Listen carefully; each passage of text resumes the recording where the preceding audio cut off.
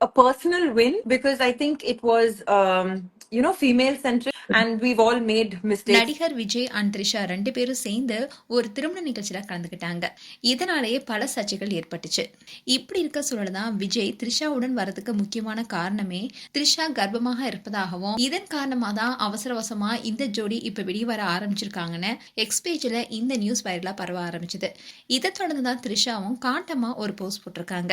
அந்த போஸ்ட் பலராலும் கவனம் பெற்று வருது. நடிகர் விஜய் அண்ட் அவருடைய மனைவி சங்கீதா, அதோட நடிகை த்ரிஷா, இவங்களை சுத்தி கடந்த சில நாட்களாவே உருவான சர்ச்சை இன்னும் அடங்காம தொடர்ந்து பேசப்பட்டுதான் வருது. எப்போ விஜயோடைய மனைவி சங்கீதா விவாகரத்து கோரி வழக்கு தொடர்ந்தாங்களோ அதுல இருந்து பல சர்ச்சைகள் ஏற்பட்டு வருது.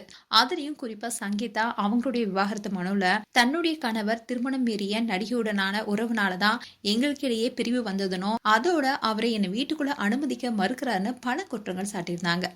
இதற்கிடையில தான் விஜயும் த்ரிஷாவும் கல்பாத்தி சுரேஷுடைய இல்ல திருமண நிகழ்ச்சியில கலந்துக்கிட்டாங்க. அதுல 2 பேரும் ஒரே ட்ரெஸ் கோட்ல வந்ததுனாலேயே பல சர்ச்சை ஏற்பட்டுச்சு. அந்த வீடியோஸ் எல்லாமே சோஷியல் மீடியால வைரலானுச்சு. இதை தொடர்ந்து ஃபேன்ஸ் மட்டும் இல்லாம சில பிரபலங்களுமே வெளிப்படையா விமர்சனம் செய்ய ஆரம்பிச்சாங்க. இப்படி இருக்க சொல்லதான் எக்ஸ் பேஜ்ல ஒரு போஸ்ட் தீயா பரவிட்டு வருது.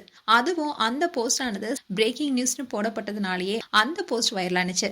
அதுல அவங்க என்ன சொல்லியிருக்காங்கன்னா, விவாகரத்து செய்தி கசிந்த சில நாட்களையே கள்ளக்காதலுடன் புது தலைவர் திருமணத்துக்கு வந்தது ஹாட் டாபிக்கா மாறியுள்ளது. இமேஜ் அதல பாதாளத்துக்கு சென்று விட்டதுனால ஏன் இத்தனை அவசரம்னு சொந்தக்காரங்களே தலையில அடித்துக் கொள்றாங்க. இந்த அவசரத்துக்கு பகிர் காரணம்னு ஒண்ணு சொல்றாங்க.